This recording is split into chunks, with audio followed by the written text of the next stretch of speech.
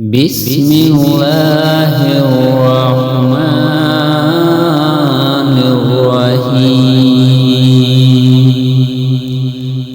شروع اللہ کے نام سے جو بڑا مہربان رحم والا ہے۔ اِنَّا أَنزَلْنَاهُ فِي لَيْلَةِ الْقَدْرِ۔ بے شک ہم نے اس قرآن کو شب قدر میں نازل کیا۔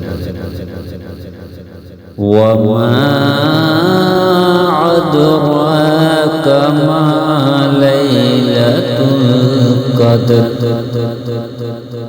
اور تم کیا جانتے کہ شب قدر کیا ہے؟ لَيْلَةُ الْقَدْرِ خَيْرٌ مِّنْ أَلْفِ شَهْرٍ۔ شب قدر 1000 مہینوں سے بہتر ہے۔ تنزل الملائكة والروح فيها بإذن ربهم من كل أمر۔ اس رات میں فرشتے اور روح جبرائیل اپنے رب کے حکم سے ہر کام کو لیے اترتے ہیں۔ سلام ہی حتی مطلع الفجر۔ یہ رات سراسر سلام طلوع فجر۔ سورۃ قدر کی فضیلت۔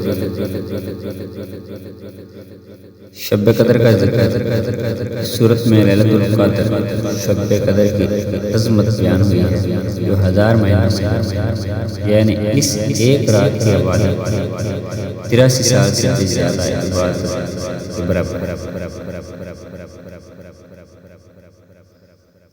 قرآن کا نزول۔ اس صورت میں بتایا گیا کہ قرآن پاک اسی بابرکت رات میں نازل ہوا۔ اس رات کی عظمت کو اور بھی بڑھاتا ہے۔ فرشتوں کا نزول۔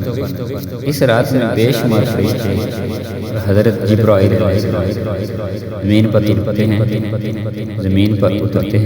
اور اللہ کے حکم سے مکمل سلامتی کی رات۔ یہ رات سراسر سکون اور ببرکت والی ہوتی ہے۔ فجر تک ہر طرف اللہ کی رحمت، گناہوں کی معافی۔ حدیث کے مطابق جو شخص شب قدر میں ایمان اور ثواب کی نیت سے عبادت کرے اس کے پچھلے گناہ معاف کر دیتے ہیں۔ دعاؤں کی قبولیت۔ یہ رات دعاؤں کی قبولیت کے لیے سب سے افضل رات ہے، اس لیے اس میں کثرت سے دعا کریں۔